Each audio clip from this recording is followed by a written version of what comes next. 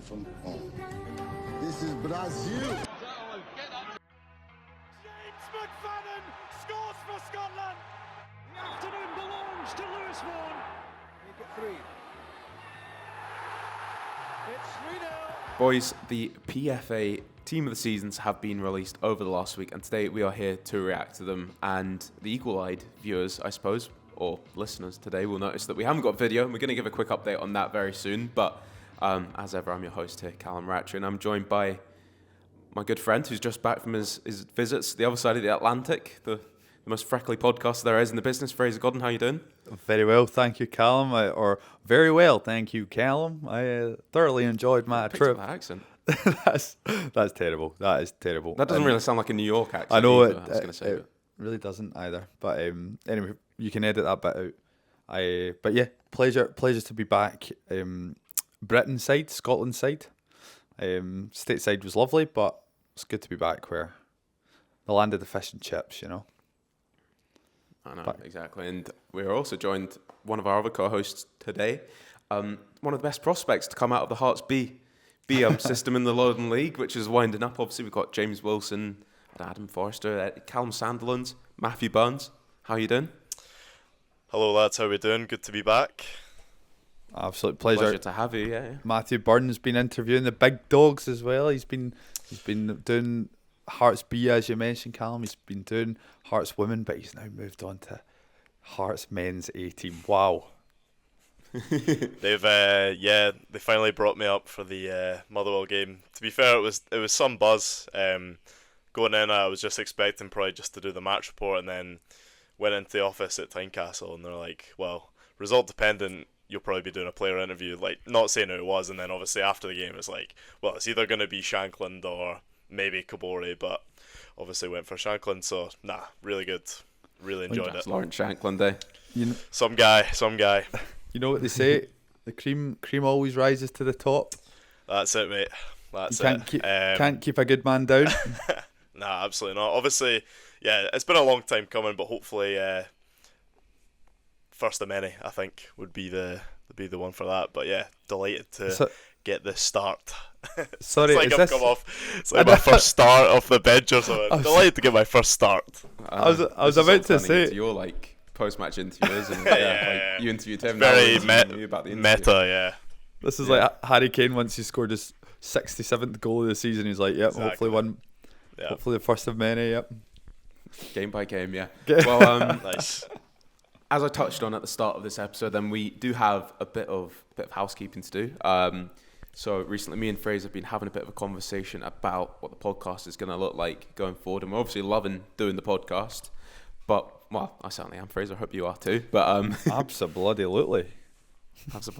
We've got some big things like in line as well. Lots of stuff we want to do. But one of the main stumbling blocks we've been having recently, and if this is a bit too boring for you, skip ahead 2 minutes.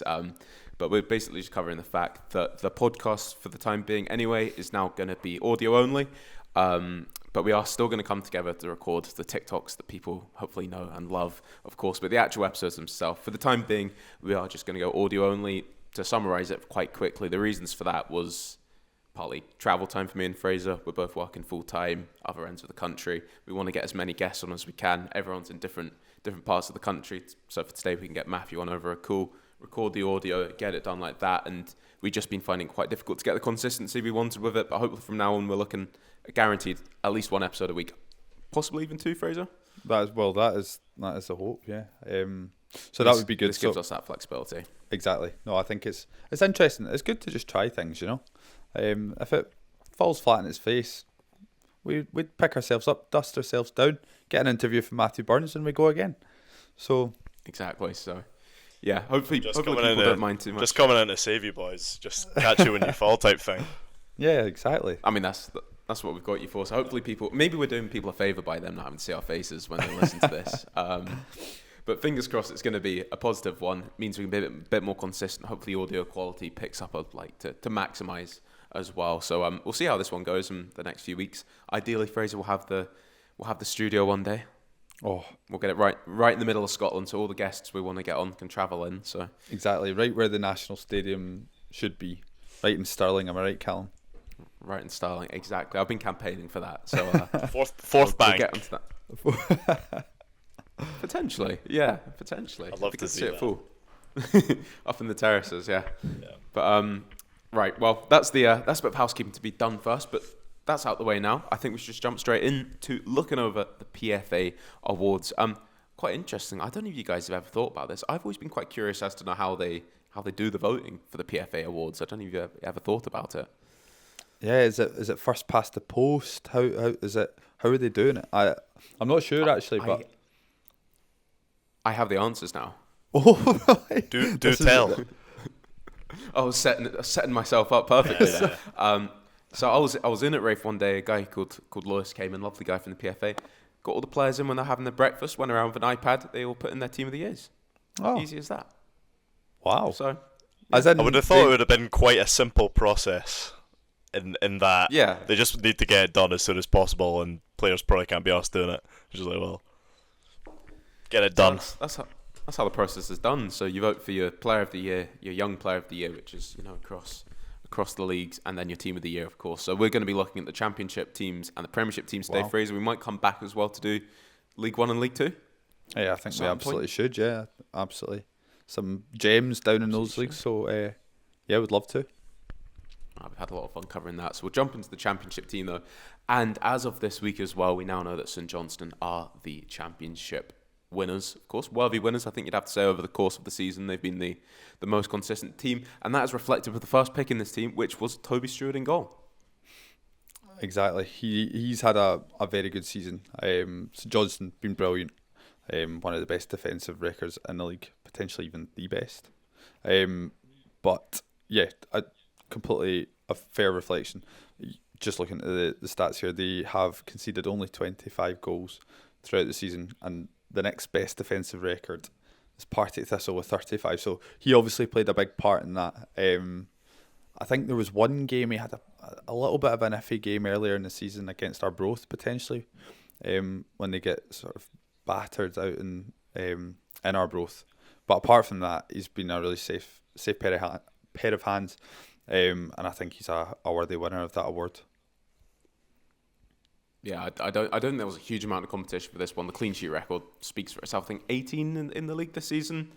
I think Josh Ray's second on that list. At the Rovers, he's had a good season as well. But Toby Stewart, he's came up big with saves, and there's been certain games where he has put in some unbelievable saves. And obviously, he's on loan from, is it Portsmouth? He's on loan from, I believe, from down south, and they'll be keeping close tracks on him as well, because he has stepped up big time for St Johnstone at times this season, and I'm sure he's a player they'd love to get back next season as well if they can. Yeah, for sure. I think they'll definitely be exploring that. Interesting to see what route they go down next season now that they are confirmed going up, because they've got a really obviously strong squad, but whether they'll try and add to that to try and avoid the fate of Livingston from this season, it'll be interesting to see. But Toby Stewart, I'm sure, will be quite high up on Simo Valakari's list and getting him in. Yeah, definitely. So we can move into that defence then. I don't know, Matthew, is there anyone in that defence you want to start us off with?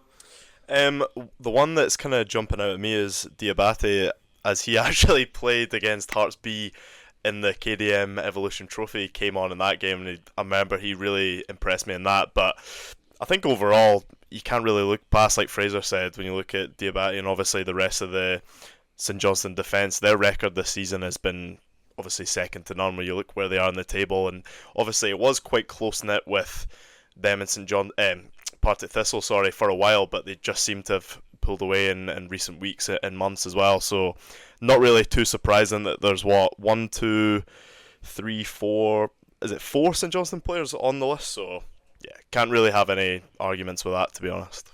I think it's 6 St Johnstone players in there actually, Matthew. There we go. You're underselling that, yeah. Underselling them.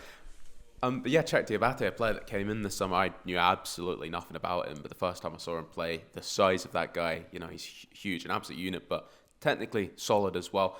I don't think I was actually going through my team. I don't think I actually had a St Johnstone centre-back in there, but obviously it makes sense, the clean sheet record. But throughout the season, I'm not sure Simo Valakari has really completely known what his best defence actually is, because Jack Baird, he said that leaving Jack Bed out of the team's been one of the most difficult decisions he's had to make at times throughout the season. But Morgan Boys next to Czech Diabate seems to be just about that first choice lineup. And as Fraser was saying, that defensive record throughout the season just absolutely speaks for itself, and you can't really argue with Czech Diabate being in there.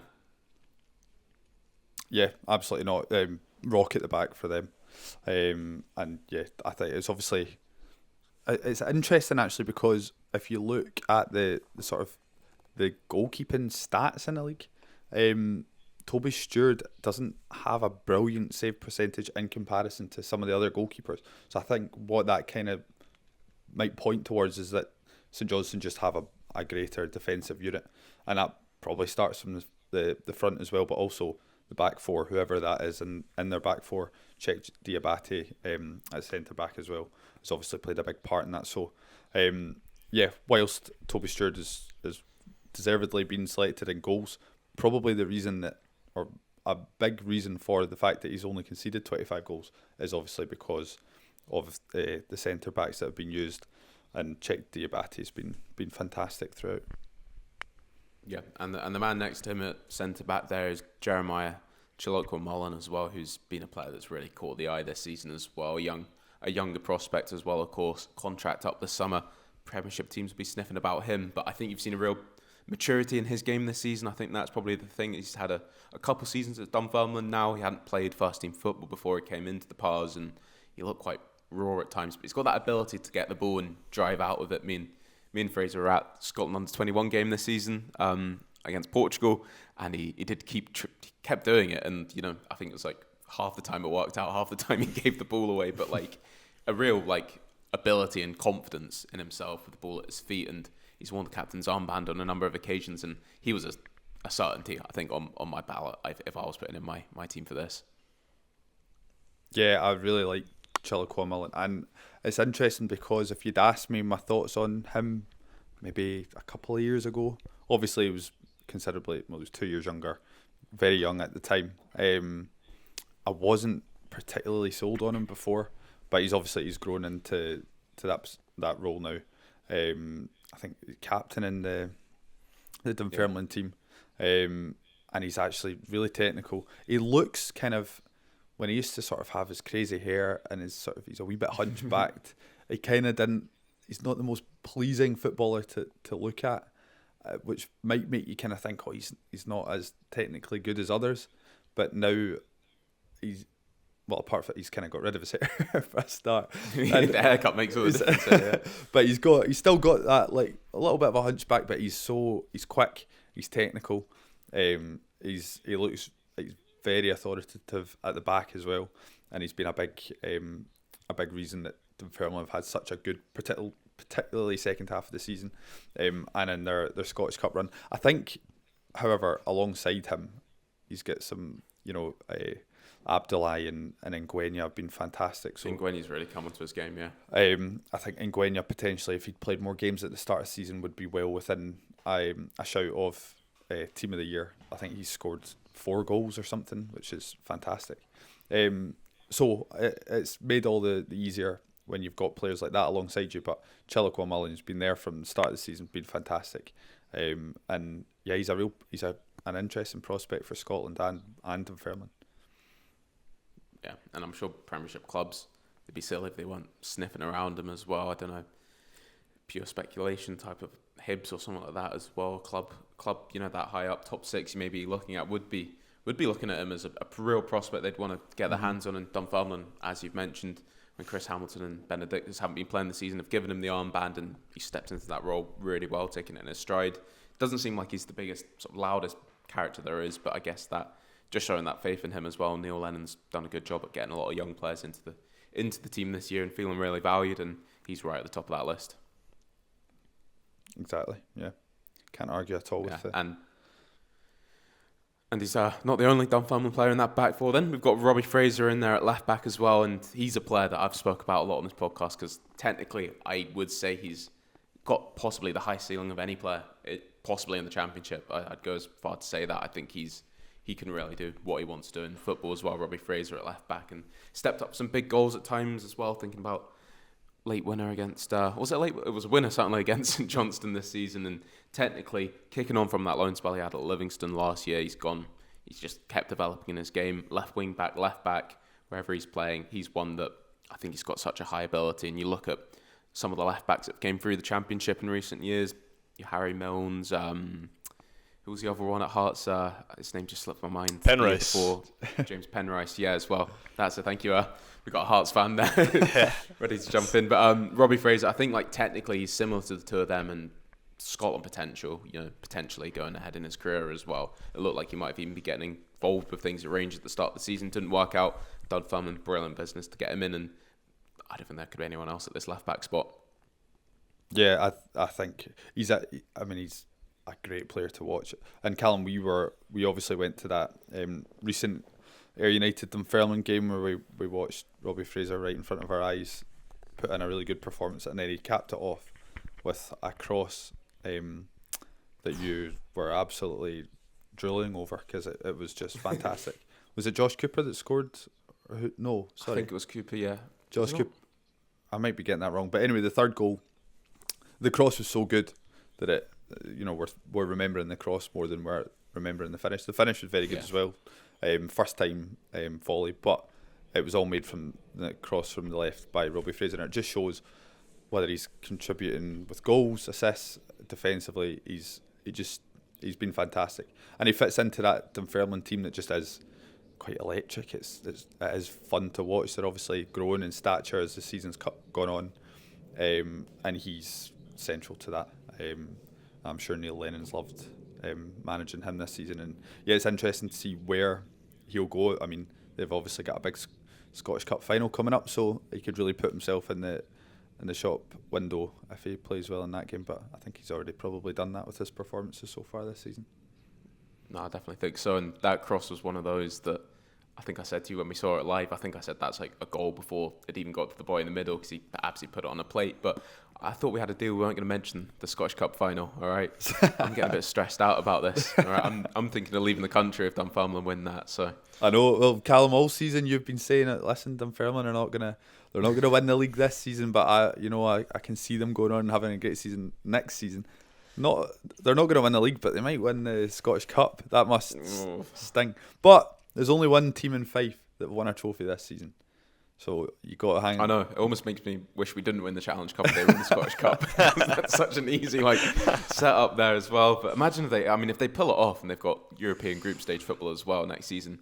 Matthew was actually sat there wearing a Roma shirt, and I was like, Dunfermline could have Roma away on Thursday. It's just and absolutely then Alloa away on Sunday. Like crazy. Imagine that. I was actually out on Saturday as well, like after the game. So I'd had our last Hearts B game at Cowdenbeath, and then I went out with Angus from Hearts Standard, and I was just giving him a quick tour of the Dunfermline pubs. There's probably only about 2 or 3 anyway, but decent ones anyway. And yeah, it was just absolutely mobbed. But you have to say, I mind even coming down and everyone had their flags out the car and everything like that. It was almost like they'd won the final already. And I know a lot of people have kind of said, in a way they have won their final, which, fair enough. But I just think it was such a great day for all the fans. And yeah, good to see the town absolutely buzzing with it as well. Great to see, Callum, isn't it? It's great to see. Great to see. It was great to see. A bit stressful, but you can't actually knock it. Fair play. It's what a run they've had as well, and they actually just fully deserve to be in the final, given the teams they've got past on their way to doing it. So we've got one more player in this defence to cover. Ben McPherson got the nod at right back. Bit of competition, I think, at right back for that spot as well, but he's been the one included. I'd give a shout out to Jordan Doherty at Rafe. I've been waxing lyrical about him all season on this podcast, but Ben McPherson, another one that's came in well and really kicked on, and I think he's shown the benefit of effectively the loan system, I suppose, and coming in and playing first team football, and he's kicked on, and part of this will have him signed up for the next season as well, which is great business. But as a technical player, he's absolutely been fantastic this year. Even seen him fill in more attacking positions as well as part of Thistle. Picked up injuries in recent weeks, scored a goal. Joga Bonito at Starts Park, as it was referred to as. So fair play to him, and he's had a really good season, and possibly some of the best bit of business Partick Thistle have done to get him and Josh Clark signed up for next season. Yeah, I'm a massive Ben McPherson fan, I think, along with every Partick Thistle fan. I'll admit he wasn't on my radar before this season kicked off. He wasn't really on my radar until a little bit into the season. I hadn't seen him too much in the early stages. Obviously hadn't been watching Partick Thistle too much, and then he just sort of exploded, and since then he's been fantastic. He is a unit of a player. He looks like an athlete. And on top of that, he's technically good. So, quite jealous that Partick Thistle got him on loan from Celtic. Ayr United have had multiple players from Celtic, and I think Ben McPherson probably has been the most successful Celtic loanee in the Championship this season. So, a little bit jealous of that because he's been fantastic, electric, as you say, playing in advanced positions too. And yeah, a little bit disappointed not to have made the Scotland under-21 squad recently, but I think he will do. I'm not sure exactly how old he is. So if he's still got, if he's 19, 20, then definitely think he'll push his way into that in the future. But yeah, brilliant players, really sort of been perfect to Mark Wilson's style of play and the way that Partick Thistle set up. They obviously like their full-backs to get involved with the play. Paddy Redding on the other side's been really good. Great season, yeah. So, yeah, certainly with their sort of technical ability and athletic ability, it's just meant that it's really contributed to Partick Thistle in attack, but also in defence as well. So, I can't really think personally. Jordan Doherty, as you say, has been really good, but I can't really think of anyone that I would have in over him. No, I fully agree. Scott Stewart, Arbroath as well, maybe gets a shout. Actually, no Arbroath players at all in this team this season, which is something we'll probably come on to talk about. Had a great season, but I agree. Ben McPherson, the way he does get forward off of that width, as Paddy Redding does on the other side, so important to how they play. I thought at centre-back we might see one of Lee Ashcroft or Dan O'Reilly, but perhaps the fact they are partners in crime maybe has hurt their case, because neither of them stand out maybe above the other one. Could have maybe split the vote a little bit in some ways from the players, but Ben McPherson fully deserves a spot at right back. And we'll take our way into midfield now. We've got one player, Ben Stanway, in there that I think would have been a lock in everyone's vote for this, and alongside him we've got Reece Mackler and Jason Holt. Jason Holt, of course, a player Matthew you know well from his time in Maroon as well, but such an important player this year for St Johnstone in the middle of the park. Maybe not always the most sexy name in the St Johnstone team, but one of the first players on that team sheet, and his play style as well has been so important for them. Yeah, I think for Valakari, I mean, one thing you're going to get from him, he's going to get the job done, he's going to break up play, and like you say, he's a player that probably any manager would love to have, and he's been so key in the middle of the park for them this season, so I don't think you can have really too many complaints with that. Like you say, he's not maybe the most glamorous player at all, but he gets the job done, and that's what most important. And fair play to him. He's had a cracking season.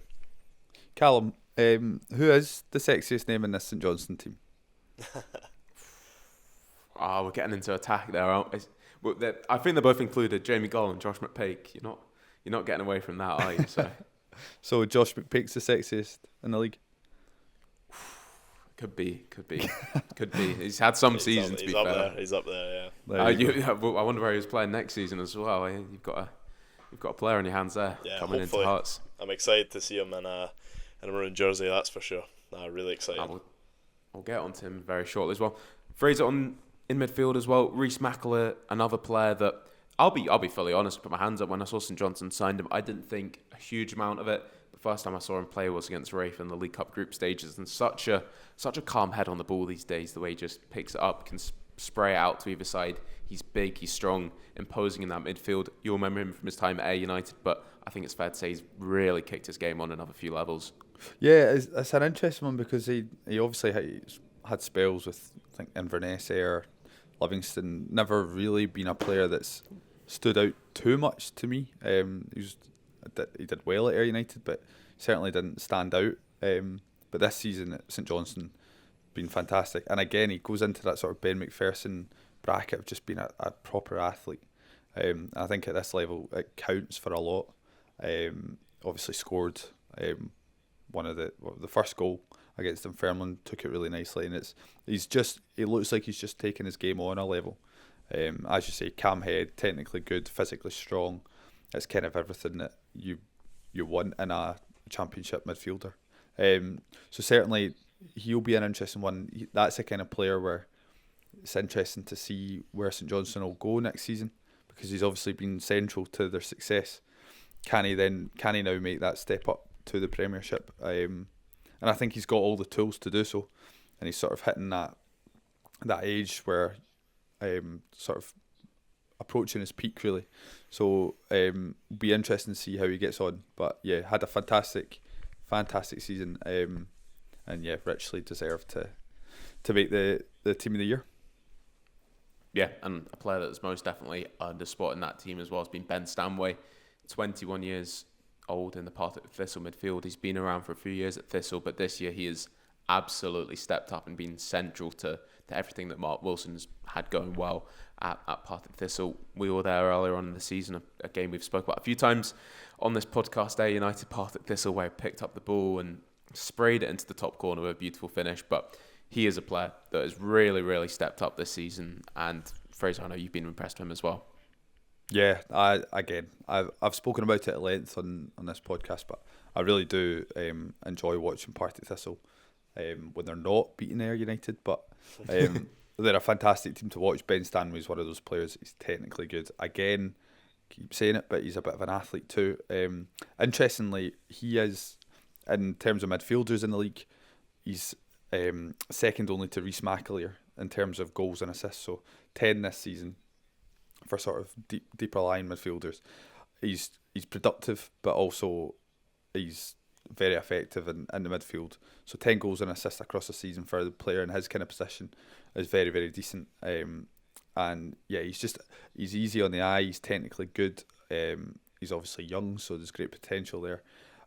And he's for someone so young, sort of a calm head in the midfield for Partick Thistle. And yeah, he's been a joy to watch really. I think he's really elevated his game to a stage where a huge compliment for him is that I think when Partick Thistle don't play that well, he's actually still always really good. And it's the kind of thing you get to the end of the match, and he's one of those players that you could probably give man of the match to every single time I've seen him play. But he's got to do something outstanding to sort of get that award, you know, like, 'cause it's just normal to him at this moment in time, even if Thistle aren't at their best. And we know Thistle have had their struggles away from home. The fact that they've gone so close to the title despite their away form this season is incredible, really. And I think even when Thistle haven't been at the best, he's been accounted for so often this season. Fully deserves his place in this team. Someone that will be pushing for player of the season overall. One player that was missing in the midfield, though, I was a bit surprised by Finlay Marshall not making it. Something we'll probably talk about a little bit when we get onto this attack as well, is that maybe a little bit of recency bias comes into these selections, and Finlay Marshall was absolutely on fire when it came to goal scoring at the start of the season. Did get a goal against Rafe on the weekend there. I believe he did anyway. I think it was him that got he did the finish for the second one. Yeah, it was him. And then McIntyre on loan from Hibs took the first goal really well. But Finlay Marshall, 12 goals from central midfield this season, been rewarded with a new contract at Aberdeen, richly deserved. I thought he'd be in this team, but he's not quite made it. But that gets us onto the front three, and we can probably speak about some more omissions up here. Up in attack, though, we have Jamie Gull, Alex Samuel, Josh McPake, and I think Josh McPake would probably be, I'm not sure, I don't want to speak for the both of you, probably the undisputed player of the season this year in the Championship. Callum. And Matthew, you'll be looking forward to seeing him play as well. Callum, Absolutely. sorry. Just a minute, did we speak about Jason Holt? Or did I... We did. Oh, I did. Oh, sorry. I think I might have been... What are you listening? I think I might have been speaking about Rhys McAleer at that point. You were. Matthew spoke about Jason Holt as well. Right, perfect. No, just checking. You're buffering live in action here.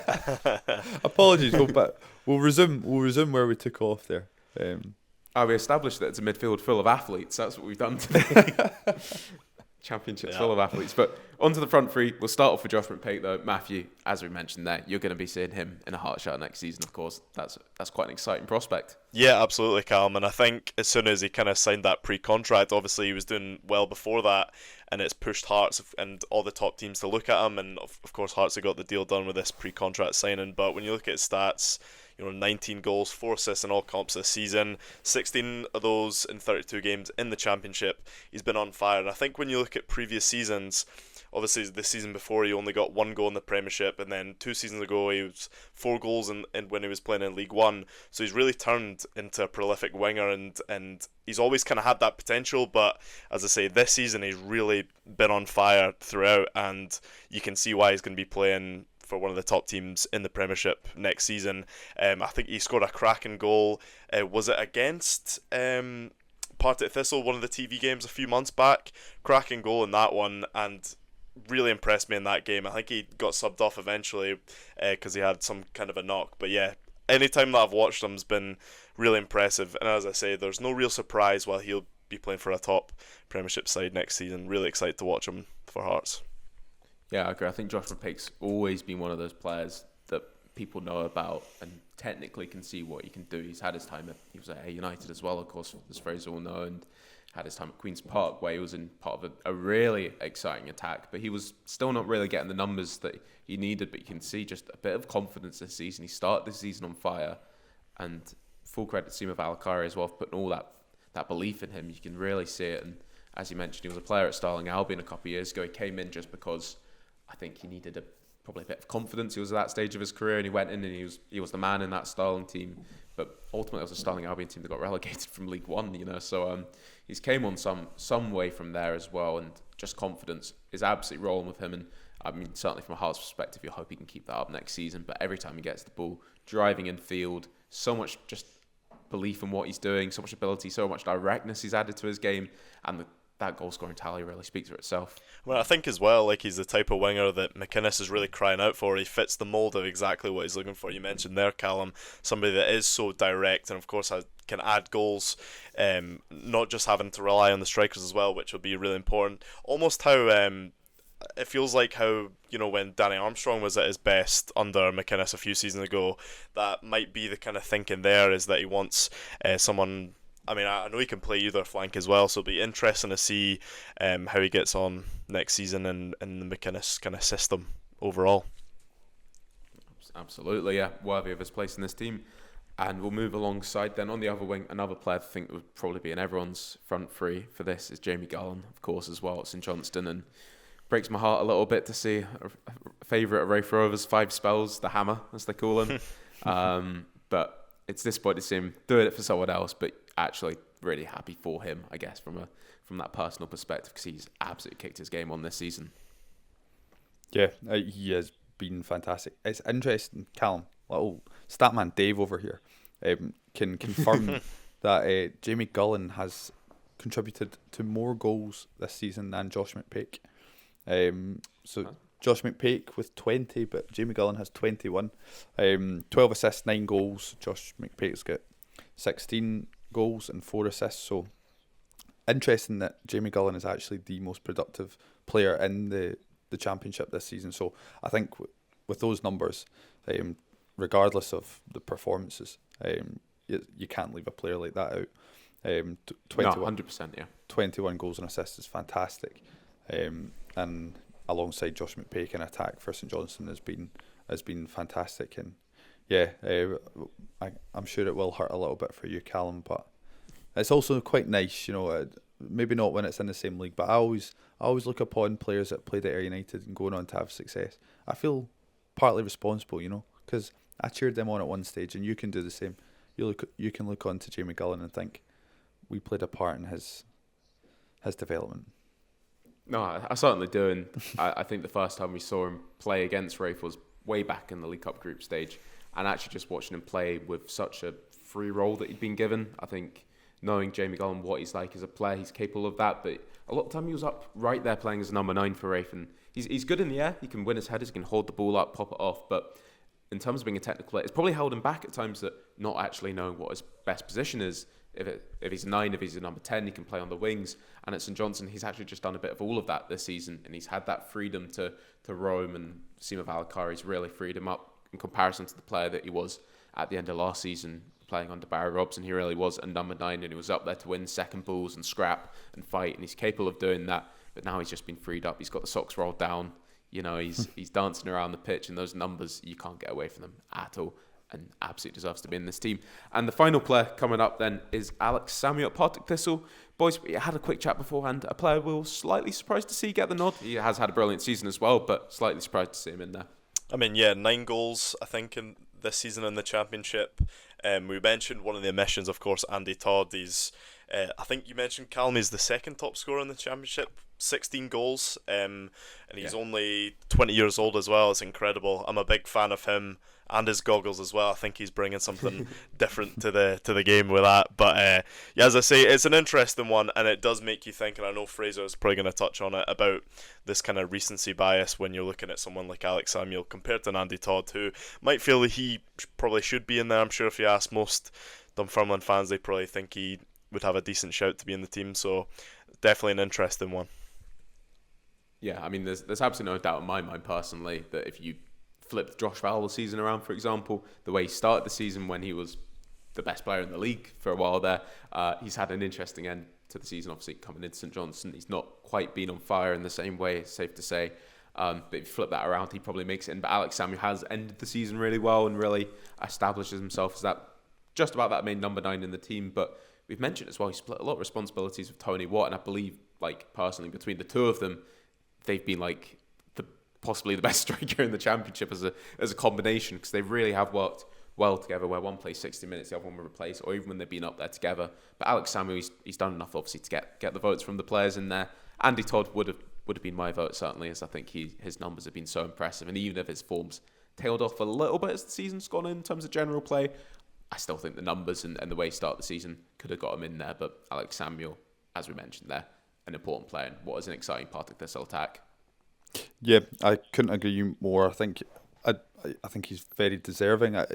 Probably the most surprising, and there is maybe a case to be made that Tony Watt maybe deserved that centre forward role in this team. But if you look at the stats, Alex Samuel scored 9 goals, Tony Watt scored 5.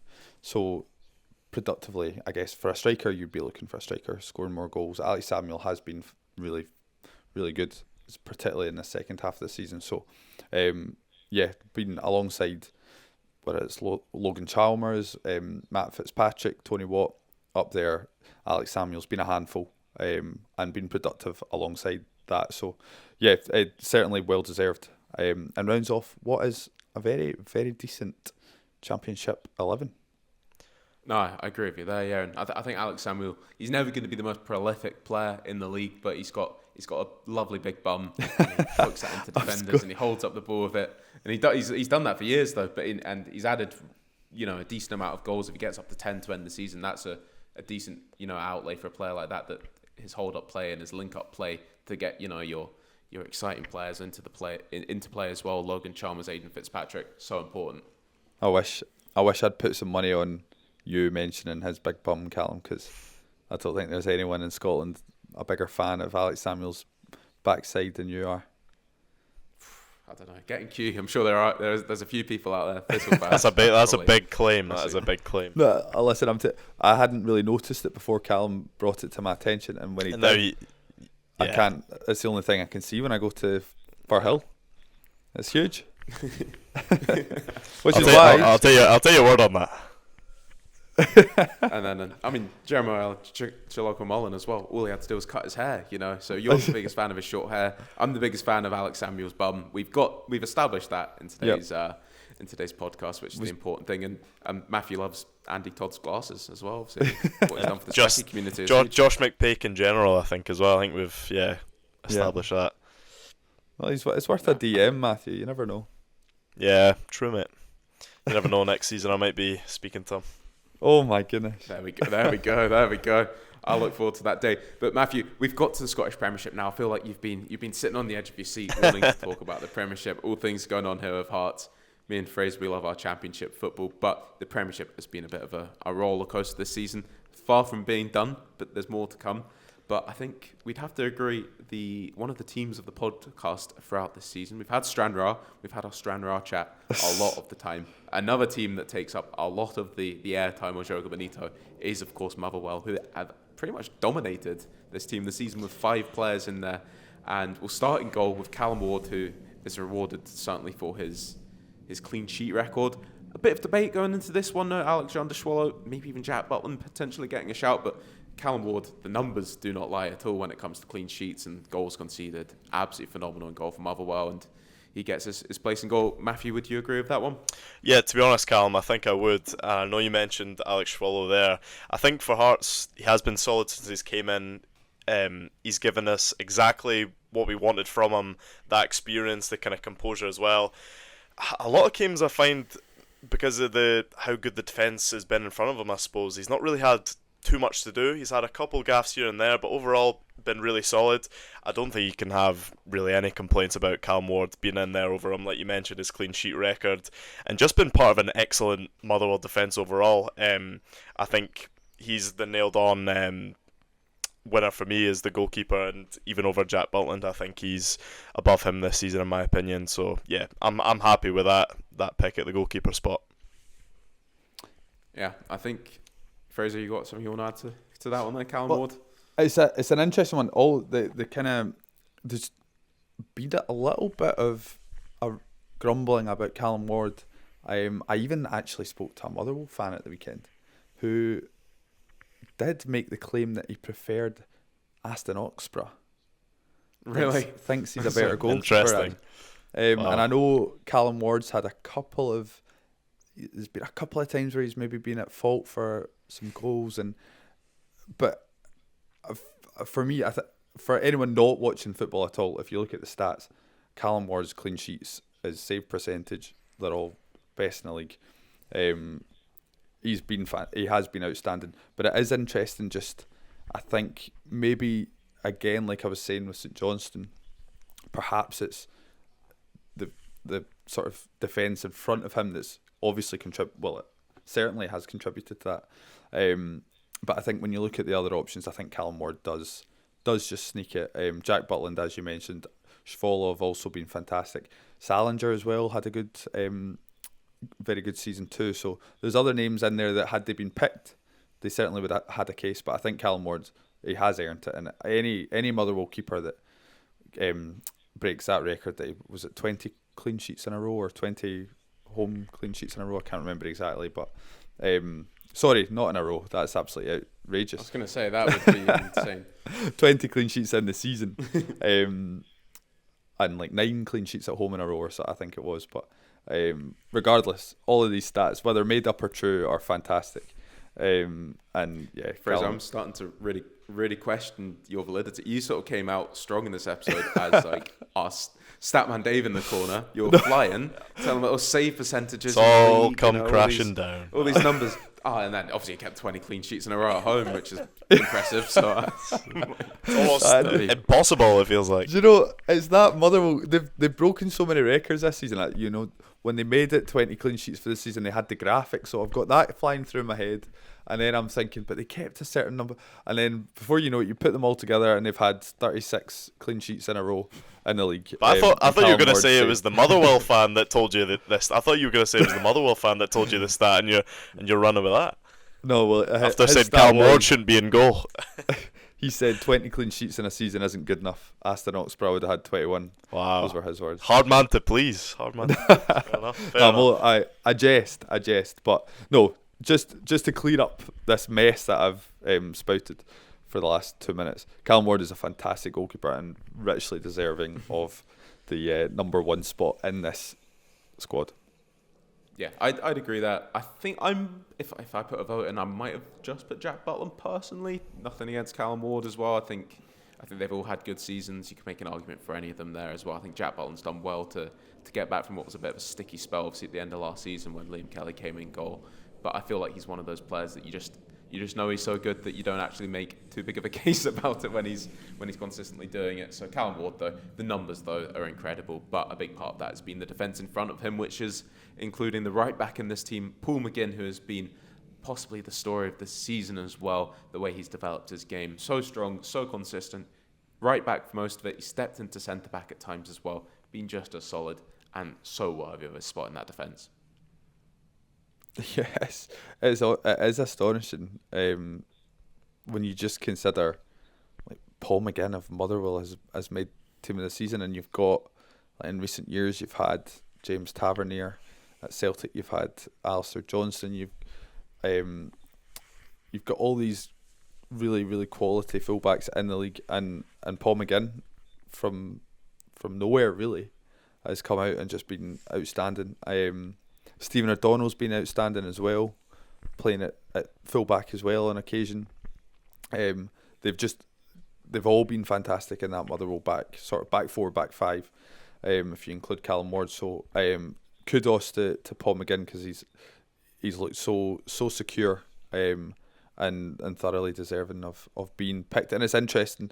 I think when people are arguing about these sort of team of the years and PFA team of the year, how come there's 5 Motherwell players making it into the 11? It's kind of hard to argue when it's the players themselves that have voted, because these are the guys that are playing against them. They've seen it week in, week out, and Paul McGinn's been the one that's been picked. So huge, very, very interesting. Certainly not someone I would have had on the radar at all of team of the year at the start of the season, but he's been brilliant, playing in a fantastic Motherwell team, and he's been rewarded with that. Yeah, absolutely deserves it. And alongside him in defence as well, then Matthew, I'll ask about this man, Craig Halkett at centre-back. Has been an absolute man-mountain from the start of the season. I think one of the most impressive things about him is that he's had different partners alongside him at different times throughout the season. Whoever it is alongside him, he's stood up and been the man. Might not make the Scotland squad, that would be another conversation to have at a different time. But for Heart of Midlothian, he has been the absolute core behind what has been such a strong season. No, I think you're spot on, Callum. I think when you look throughout the season, like you say, he's been next to Stuart Finlay. I think that's been the main kind of partnership, but at times he's been playing with, obviously, Jamie McCart, Michael Steinvender, and whoever else has really stepped in with all the injuries and whatnot as well. So I think the fact that he's been able to adapt to that and still keep to such a high standard with his performances is a credit to him. And of course, again, there's so many players on that Hearts team that McInnes must love to work with as a manager, but Craig Halkett has to be right up there. His just overall tenacity, he can score so many goals from set pieces. We've seen it already this season in the Cups and in the league as well. It's been incredible really to watch. And as I say, I think out of him and Finlay, he's probably the more kind of composed and less erratic, but again, he still has that aggressiveness that both have kind of shown over the course of the season. And when you look at throughout his time at Hearts, he's really not been able to keep himself fully fit, and that's kind of hampered him and kept him from performing to a high level that we all know he's capable of. And this season he's really shone, as so many players have in this Hearts team, but for me he's been absolutely crucial to a lot of our kind of success in the heart of defence this season. And as you said, Callum, it is a shame that he probably won't make the World Cup squad, but we can talk about that a little bit. But I think overall, if you were to end the season with a Scottish Premiership and not make the World Cup, he would be disappointed. But again, I think just overall he should be really happy with his kind of overall season as well. Yeah, he definitely will be. And Craig Halkett touched on it there. Brilliant just to see him have an injury-free season and really kick his game onto that level that it looked like he could do. Frankie Kent, another player he's played alongside, you've not mentioned. Feels crazy. He's still a Hearts player. I kind of felt like he was away at one point, and then you just see him pop up again. But I think, to be honest, that's the thing. Like how strong that kind of partnership really has been between Halkett and Finlay that has kept the likes of Frankie Kent. I know he's had his injury issues as well, but for me, when I look at Kent as a kind of left-sided centre back, a lot of the times, I mean, McInnes has done it. You've seen it already. McCart's kind of come in place of Frankie Kent anyway, so he's kind of preferred him a lot of the times. And I think, to be honest, he's probably performed a bit better. I think sometimes Frankie Kent's been a little bit suspect of maybe being outmuscled at times and just prone to a few mistakes, whereas your Stuart Finlays and obviously Craig Halkett have just not really shown for the majority of the season. So, I would probably be surprised as well if Frankie Kent were to stay on for next season, but you never know. Yeah, definitely. And the man alongside him in defence then is Emmanuel Fernandez, who's been another one that's had such a good season. And I remember actually seeing him when he came into the Rangers team, sort of out of nowhere. He didn't feature much when he first signed, but then got himself fit and into the team and not looked back since then. I was actually at my old job one day, and there was a chef at my old work that was a big Rangers fan. Kind of Rangers fan, he only spoke about Rangers, no other football team, and he was telling me the Rangers team news one night, and he was like, Emmanuel Fernandez is starting. I was like, I've literally never heard, I actually hadn't heard of him, which was quite embarrassing. That one completely I missed that one this summer completely. I don't know how, I was too busy, obviously. Refreshing the Peterhead Twitter page to see what's happening with Kieran Shanks. To then, as we mentioned in this podcast, to get just announced, in the pre-game graphic before they played Motherwell, it ruined my summer really. I'd missed out on transfer news. But Emmanuel Fernandez, when he came in, he's not looked back in Fraser. I'm sure he's a player that he's not just got in here as the token Rangers player in the team. Is the only Rangers player in this team? Is he there because he deserves it?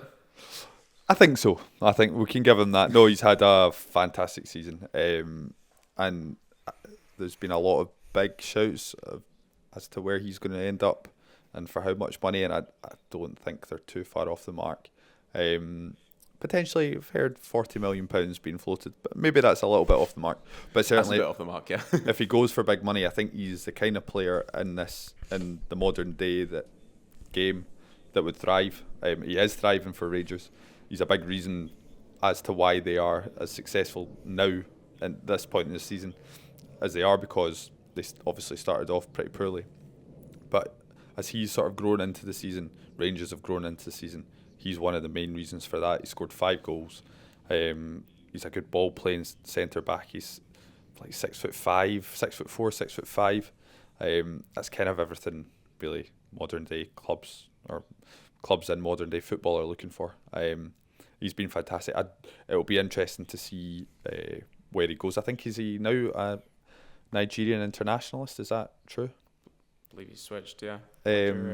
So he's got that feather to his cap now, and I think the sky's the limit for him. If I was a Rangers fan, I'd be desperate for him to stay.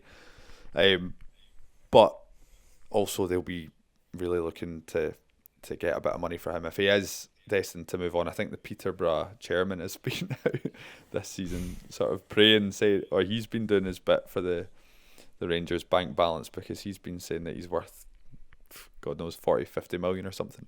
And he may well be, but listen, he's been brilliant. Rangers have been the most consistent team in recent times, and he's a massive part of that. Physically strong, technically good, good on the ball. So yeah, I think richly deserved that he goes alongside Craig Halkett in this back four. Yeah, not to be argued at all. And as Rangers have got better as the season's gone on, he's been absolutely central to that. So absolutely deserves his place in this team. And the left back in this one, Matthew, will come back to you again, because it's another Heart of Midlothian player, of course, Harry Milne. Get his way into the team, showing his versatility at times this season as well. And I think he started the campaign absolutely on fire as well. And he's kept that form up throughout the season for the most part, I'd say, and gets his place at left back here. Yeah, I can't really have many complaints. I think if you ask most rival fans as well, they'd agree with me. I think Harry Milne is well deserving of his place in this team. I think, obviously, when you look to the start of the season, we touched on a little bit about James Penrice. Obviously, he left in the summer to go to Athens, obviously playing European football as well. To be honest, from then to now, I would probably have Harry Milne most days over James Penrice, in my opinion. I just think, like Penrice, he gets up and down the left side and the left flank, but he has so much more physicality, I think, to his game, that again fits in with how Derek McInnes wants to play. Really physical, really tenacious fullback, and as I say, really good delivery a lot of the times, although that may have kind of petered out in the last kind of few games you've seen. Some of his deliveries haven't been as spot on, but for the majority of the season, Callum, like you say, I think he's been fantastic at left back. Another one that may feel like he could have crept into the Scotland squad as well. So for me, I think he's been absolutely top class this season. Matthew, Yeah, I'd agree. And sorry, just to jump in, Callum, I'm just interested. I don't know, you wouldn't have the stats. If you do have the stats, wow. But just if you have rough stats, do you know, because obviously Harry Milne's an interesting one. He's played at right wing or right midfield. He's played at left midfield. He's played at left back. How many, do you have a rough guesstimate of how many games he's played at left back? Because I think he deserves to be in Team of the Year. There's no doubt about that. But whether or not, he could have been shoehorned in at right midfield. He could have been shoehorned in it. Left midfield, I don't know if you, as a Hearts fan, can roughly guess. Has it been? It's a very fair point. I think especially the first half of the season, particularly the first couple of months. I remember the Celtic game at Tynecastle back in October, the 3-1 win there. He started the game at right wing and he was absolutely sensational. I think, to be honest, I don't have the complete stat, but I would wager to guess he's definitely played more at left back, especially the kind of second half of the season. I think we started the season without a right back, and that kind of right hand side was a big problem. Obviously, you've seen the likes of Oshie McEntee play there and slot in, and Michael Steinbender play there as well. It has been a problem issue, that kind of right hand side. Obviously, we really do need somebody to kind of help out Kizoridis, and I think that's, if he has played on that side, I think that's why he's maybe fizzled out in the last few months as well. They maybe hasn't had that kind of overlapping support that a Harry Milne would provide. But I think, to be honest, for me, he probably has played a lot more games at left back. I couldn't give you the exact stat, but I think the second half of the season he certainly has. Statman, I'm taking your job, Fraser. He got it. He's got it. Oh, here we go. I'm actually fascinated to know this. He's played 7 games at right mid this season, 2 at centre mid, and then the rest have all been at left back, which is what we got, 7 majority to 24 games at left back. So there you go. So yeah, absolutely. I mean, I didn't realise it was quite as as stark as that, but I think it definitely felt at the start of the season. It was, though, for sure. Yeah, it was that spell after you won at Ibrox where he stayed at right mid for a wee while. Like, didn't obviously change up a winning team, but he has consistently been a left back, and a few games at left mid as well. Actually, sorry, I should probably have said that as well. A couple of games at left mid. So I think if anything, 22 games at left back. I think. If anything, that just kind of strengthens his case for getting in at left back, because the fact that he's played so much on the other flank and in a more attacking position and being so effective at left back is fascinating. But I mean, he's beaten off some good competition as well, and there's so many different players at right back or centre back could have put their hand up for a place in this 11, but when you've got players like Kieran Tierney and Emmanuel Longello who've been fantastic at left back, for them not to get in over Harry Milne is a testament to his consistency as well. Yeah, 100%. 2 names I would have mentioned there. Emmanuel Longello, if he got in there, kind of argue. Kieran Tierney, similar to what I said about Jack Butland, you almost just, the quality of these guys, you almost just don't think about it too much. But Harry Milne fully deserves a spot. Fraser, I asked you a few moments ago if Emmanuel Fernandez was in there just as a formality. So we have one Rangers player in there. In midfield, Benjamin Negrin makes it. Is he just there? So we have one Celtic player in this team, or is he worthy of a spot in the team of the season as well? Worthy of a spot. I think he's more controversial than Emmanuel Fernandez is, because I think if you were to speak to the average Celtic fan, they would probably say Benjamin Negrin hasn't exactly set the header alight in terms of his all-round play, but it's his stats which are outrageous. Like most goals and assists, most productive player in the league. You can't really leave someone like that out, and he's the big reason Celtic are where they are in the league. It's just interesting the number of times you follow a Celtic game on live text or whatever, you go on Twitter after a Celtic game, and you see Celtic fans say Benji Negrin was barely on the pitch, or didn't know he was on the pitch until he popped up and scored a crucial goal to snatch a point or to snatch a winner or whatever it was. So yeah, a bit of an enigma, I guess, but there's plenty of players like that in world football. Maybe not the most productive throughout all phases of the game, but they know their way around the 6-yard box or the 18-yard box, and he certainly does. I think to have him in is fair enough. 20 goals and assists in the season, especially a debut season, is fantastic. But it's just interesting. I think it certainly is interesting when you consider, against maybe other players. There's been a lot of good midfielders this season, in particular Cammy Devlin not making it in this squad, and Benji Negrin's made it in the midfield 3. But he's a genuinely quality player. He'll be going to the World Cup. He's been productive for Sweden as well, and you can see the quality he has. It's just he's quite fascinating, I guess. I don't know what your thoughts are, Matthew, Callum, but I certainly think it's justified. I think for Benjamin Negrin, he's really been forced to play a totally different position. Like you mentioned Sweden there, a lot of the times when he's playing for Sweden, he's playing as like one of the number 10s, kind of feeding off Gyökeres for them. Whereas he comes back to Celtic and he's almost been forced to play like the Matt O'Reilly role, kind of a bit deeper. And to be honest, I think that's one of the biggest reasons why you're not seeing the best of Benjamin Negrin. We've talked about his output, but it's not really matching up with what a lot of Celtic fans would kind of talk about and all the points that they kind of say towards him. And obviously he has been playing in a really poor Celtic team. It would actually be interesting to see him playing a Celtic team of even a 3-4 seasons ago and see how he would get on, because I'm sure he would thrive, and there's a reason why he's top of the stats as well. So I think it's almost like he's been shoehorned into this kind of position that really needs filled by Celtic, and it'd be interesting to see him playing a bit more. Obviously, we have seen him play further up, but I think that's probably where he's at his best and he's the most confident, and I just don't think he's as comfortable in a deeper position. And coupled with the fact that he is not playing in a strong Celtic team, we already mentioned, there's only 2 players from the Old Firm overall. It's just absolutely crazy when you think about it. It's just unprecedented, really, when you look throughout the seasons. So I think that's definitely the case with Nygren, and obviously if he stays on with Celtic next season, which I'm sure he will, and off the back of hopefully a decent World Cup for Sweden as well, it'll be interesting to see how he gets on.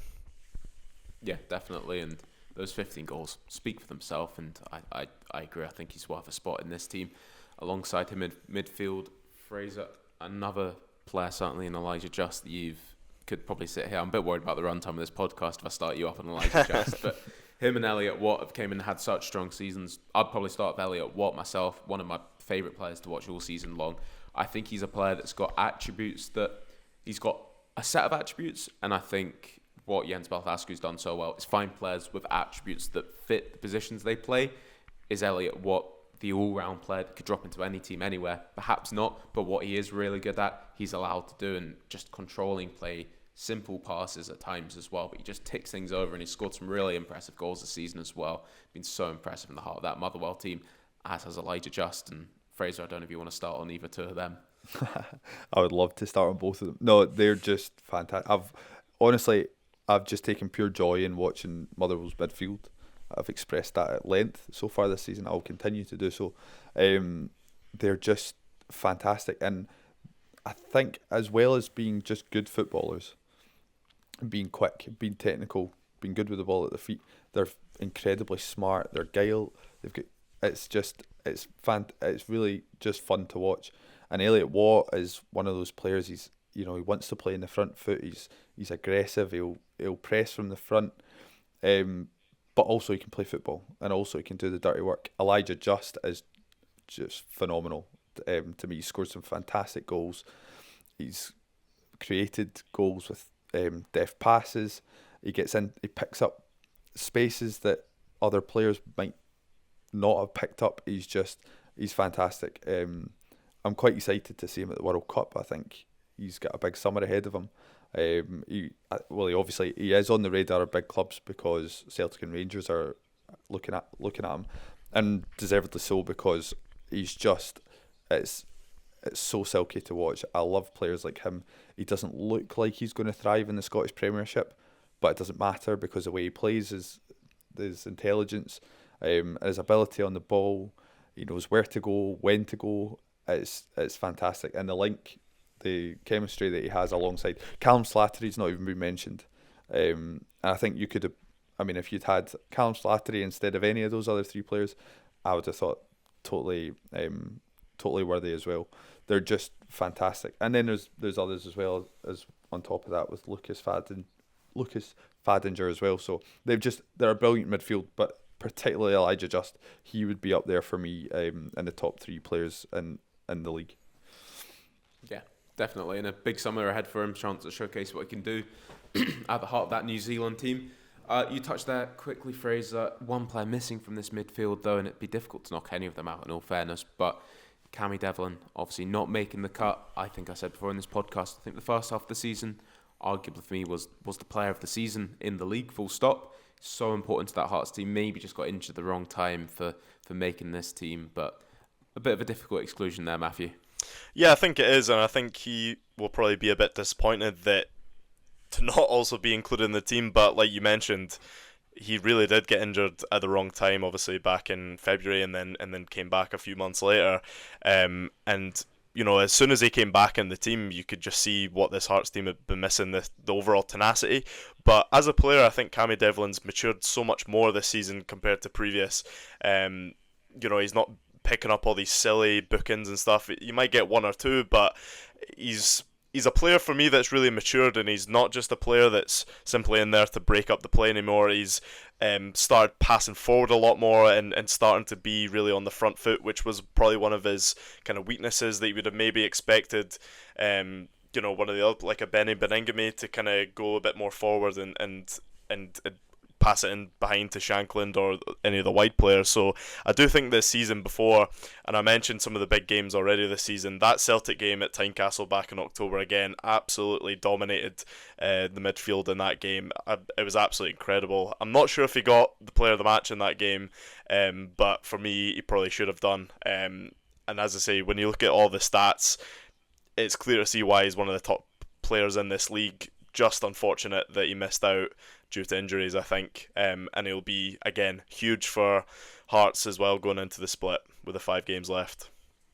Yeah, great competition in there. You absolutely love to see it. And I think you've touched on it there. He's really added that maturity to his game. A bit like Jeremiah Mullen we were talking about earlier on at Dunfermline. He's had the chance to deputise as captain at times when Shankland's been missing, and I think that probably just sums up the maturity that he's added to his game this year and really kicked on to a few other levels. We'll get to the attack then. We've got 2 more Hearts players in there.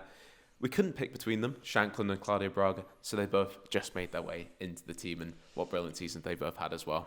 Yeah, absolutely incredible. I mean, just to touch on the impact of Claudio Braga, we all know it, and, going from someone playing the lower reaches in Norwegian football to the heights he's reached this season has simply been incredible, and it's not something that anyone really would have expected. He got started really quickly, hit the ground running, and he really hasn't looked back. And scoring against the likes of Celtic, Rangers, and all these teams, and popping up in the big moments as well.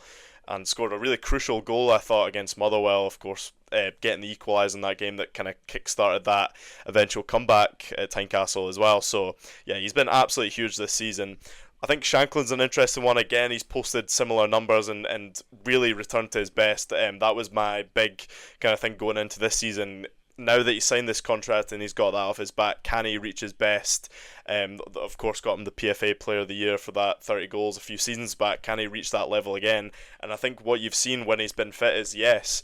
I think it's an interesting one to have him included, and Cammy Devlin not. It is an interesting one, but I just think it shows the kind of overall quality that Shankland has. When he's on the pitch for Hearts, play completely different, like the impact that he has, and he leads by example, and and just all these things. So I think overall his impact, and again, just such a natural goal scorer when he's playing through the middle as well. So for me, it's not a huge surprise that he's in there, having the two of them obviously played together the majority of the season and a kind of front two as well. So not too surprising. Yeah, definitely. And Claudio Braga, I think, to match the quality he's got, the work rate he has been phenomenal, and he really suits Scottish football, probably English football as well. He'd go down there, I'm sure, and absolutely smash with the quality he's got and that work rate. And as the season's gone on, I think you've seen more and more quality from him as well to absolutely match the running and the hard miles he puts in. But Lauren Shankland still comes in and he looks like he's the man, if you know what I mean. And I think probably his inclusion in here probably just sums up the respect he's got across Scottish football from all the other players in there. They know that Lauren Shankland is the number 9 in Scottish football and deserves a spot in this team as well. Fraser, you must feel like a proud father. Well, I guess he's probably a proud son. Proud son there, seeing him kick on these days still, and potentially a league-winning captain as well. Well, I don't know what took him so long, I do look at Lauren Shankland like I'm kind of responsible for his success. I just loved his time at Ayr United. I think I've said many times, I said at the time, I think he was the best player I've ever seen at Somerset Park, and I think that still is the case. And it's brilliant to see him properly kick on now. He's now fully established as the best striker in the Scottish Premiership.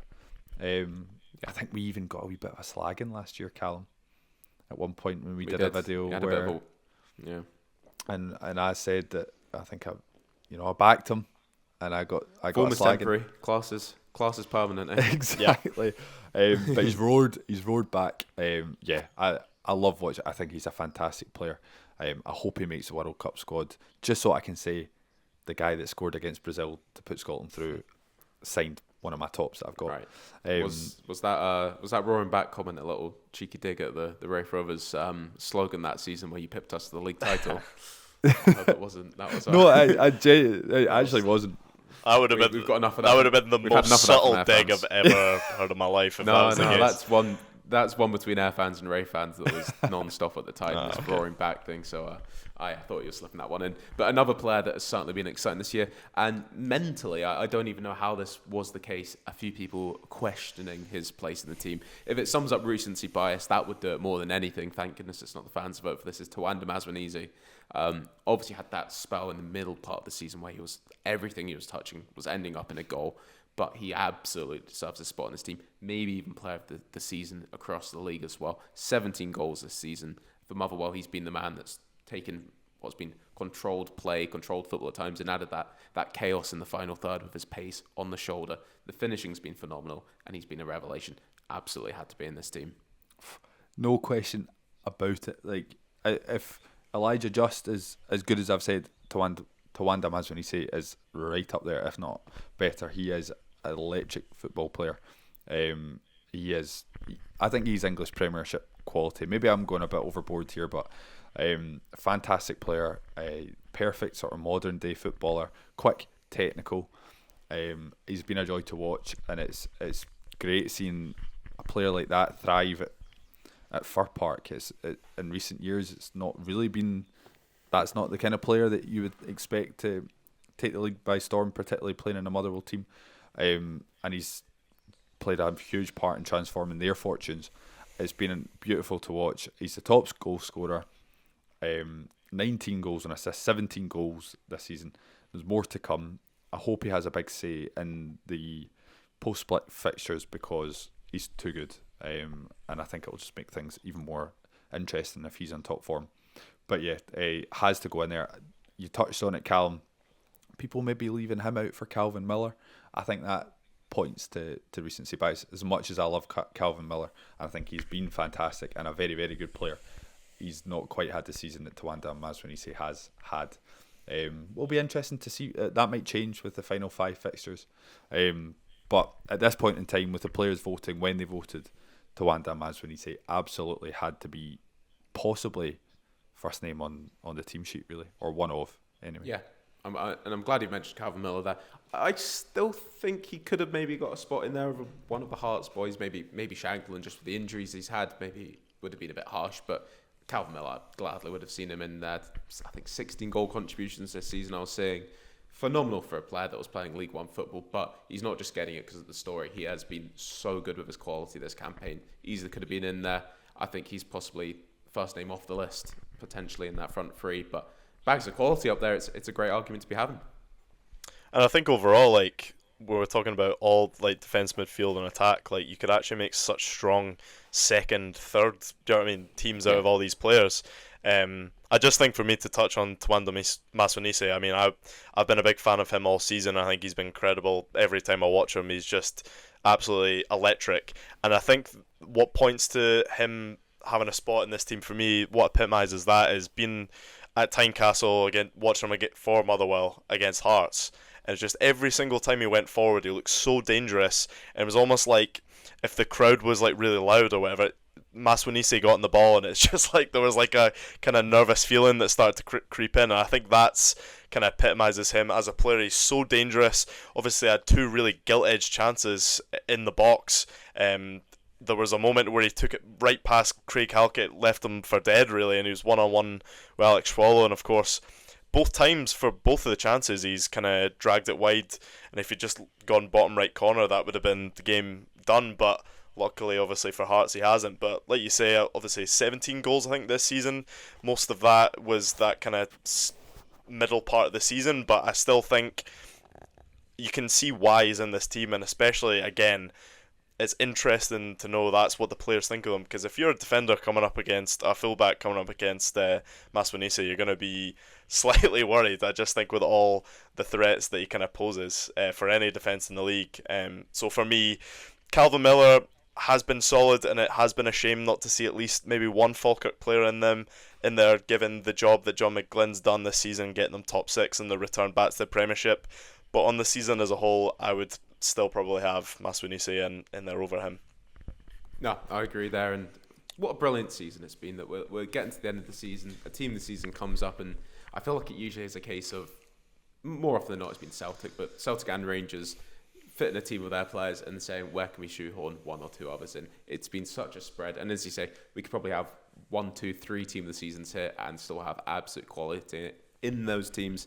So what a year it's been for a bit of Joga Bonito. Boys, to finish off, one final question. I want a quick answer from the both of you. I think we all agree Josh McPake, Championship Team of the Player of the Season, Lewis Stevenson, my personal vote, but the two of you said Josh McPake, so fine, we'll go for that.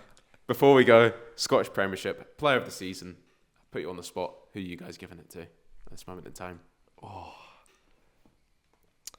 Do you want me to go first, or Fraser? I think Fraser's having a meltdown Yeah. on his end, so please do give him a minute, yeah. Yeah.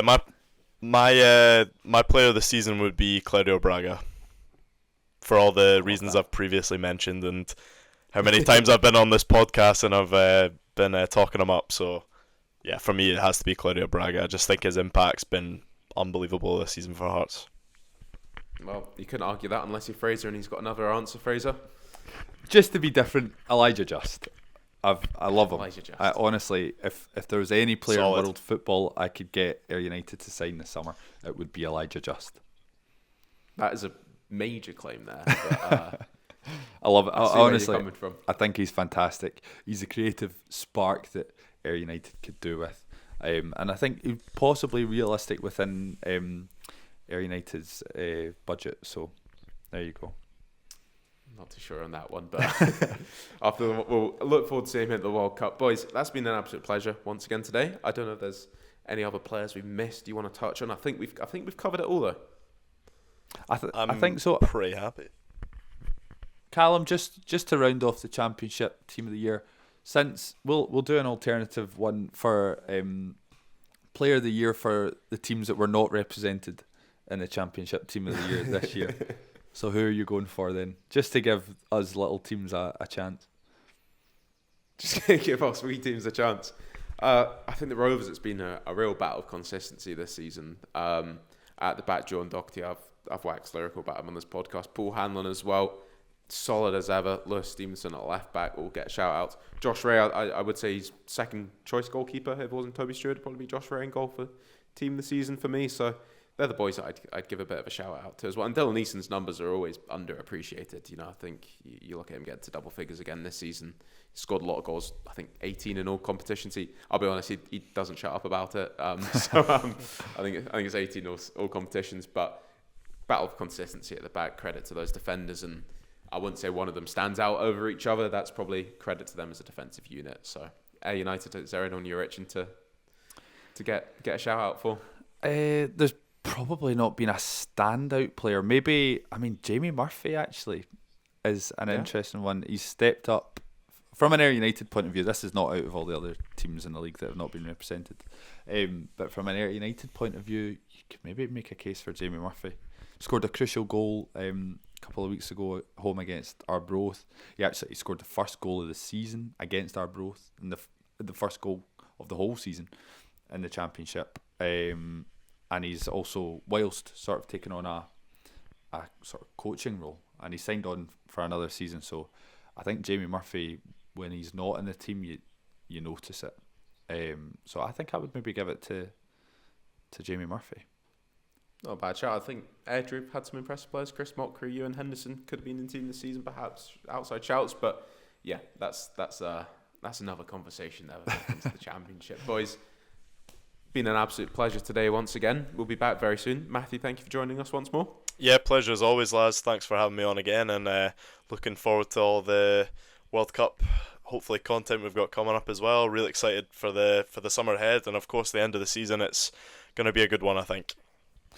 Fraser, thank you for joining us, coming back. And I wanted to mention you've been talking with some pretty well-known figures recently. You're back talking to the two of us now. How does that compare to some of your recent conversations you had when you were stateside?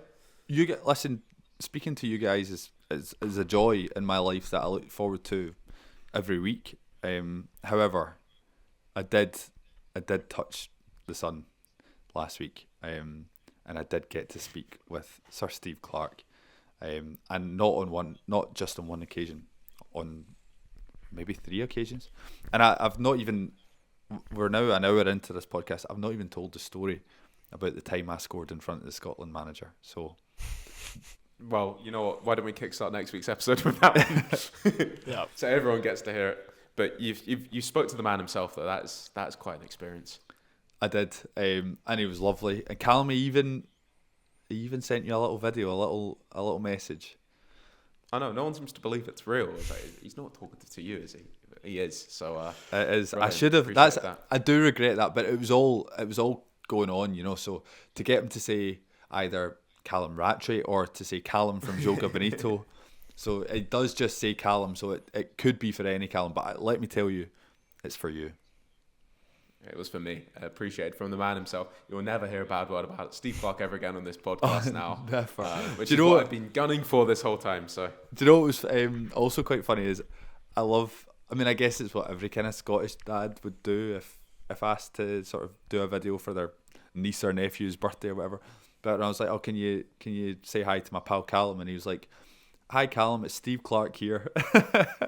as though he needed to confirm that. One thing, just before we do, we were obviously at the Tartan Week celebrations in New York, and I never mentioned it at the time, but looking back at that video, he had a bloody, I think it was a Killie tartan. Oh, did he? It was blue. Nice touch. I know, and I should have. Well, little does he know, when I scored in front of him, I had my Ayr United shorts on, so maybe that's why he wore the Kilmarnock. Anyway, that's for another day. Next time I see him, I'll text him and ask. Well, on that bombshell, Fraser saying Steve Clarke is so petty about you wearing Ayr United shorts that he'd get a Kilmarnock kill ordered and worn for Tartan Week parade. But brilliant as ever, lads. Matthew, thank you for joining us. Fraser, as always, and we'll be back very soon. Cheers, lads. We certainly shall.